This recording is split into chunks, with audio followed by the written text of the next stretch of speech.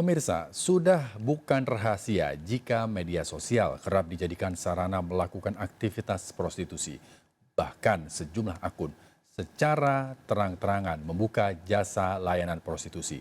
Sayangnya, selain minim pengawasan prostitusi melalui media sosial, syarat praktek trafficking hingga kriminalitas. Berikut liputan Tim Delik RCTI.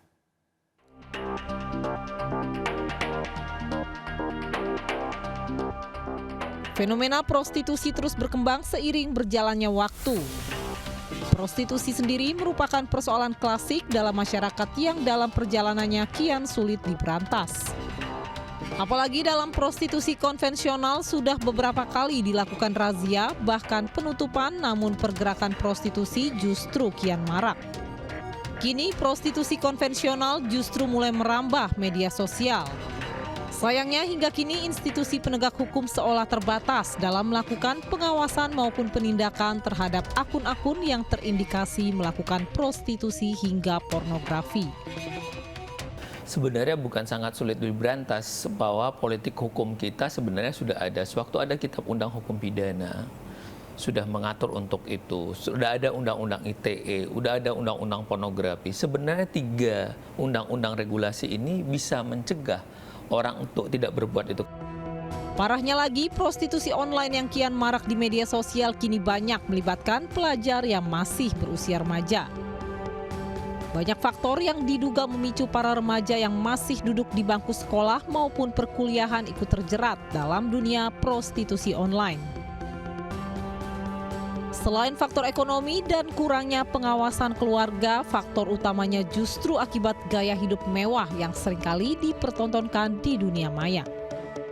Kalau zaman dulu kan kayaknya yang mereka berkutat di ranah prostitusi ini yang benar-benar punya tuntutan hidup ya. Maksudnya walaupun ini nggak dibenarkan gitu ya, tapi benar-benar yang udah di garis mereka nggak tahu harus ngapain lagi gitu.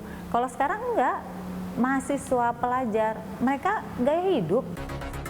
Maraknya fenomena transaksi seksual di media sosial khususnya yang melibatkan kalangan pelajar dan mahasiswa tentunya menjadi keprihatinan tersendiri. Sebab mereka seharusnya masih dalam pengawasan keluarga khususnya orang tua. Pengawasan dari keluarga itu sangat penting.